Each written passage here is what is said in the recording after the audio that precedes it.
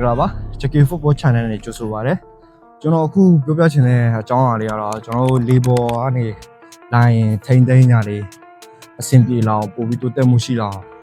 ကျွန်တော် airball ဘယ်လိုထိန်းသိမ်းရမလဲဆိုတော့ကျွန်တော် sharing လုပ်ပြီးတော့ဖြစ်ပါတယ်ကျွန်တော် airball ဖမ်းရမှာကျွန်တော်တို့ inside outside ခြေထောက်လေးပဲညာ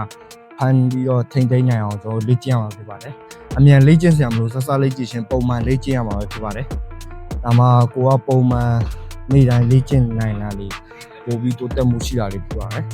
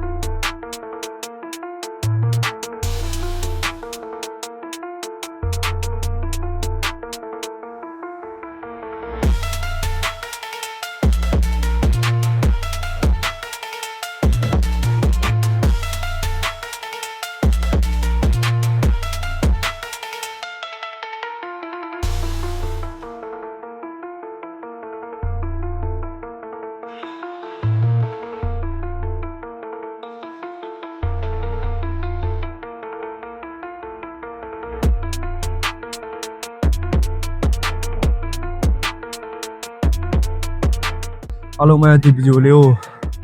အဆုံးထိကြည့်ပေးမယ်လို့ယုံကြည်ပါတယ်ဒီလေးပေါ်မှာဘောလုံးပိုင်နိုင်ဖမ်းနေအောင်ဒီလေးကျင်းလေးတွေကိုကိုကကျွမ်းကျင်ခင်လက်နဲ့မြောက်တာလို့ဖြစ်ဖြစ်လက်နဲ့မြောက်ပြီးဖမ်းပေးတာလို့ဖြစ် inside outside ဖမ်းပေးတာဖြစ်အချိန်များလေ့ကျင့်နိုင်တာတွေတော့လေ့ကျင့်ခန်းကိုပိုင်နိုင်သုံးချနိုင်မှာဖြစ်ပါတယ်အားလုံးကိုကျေးဇူးတင်ပါတယ်ကျွန်တော် channel လေးကို like subscribe လုပ်ပေးဖို့အားလုံးကိုတောင်းဆိုချင်ပါတယ်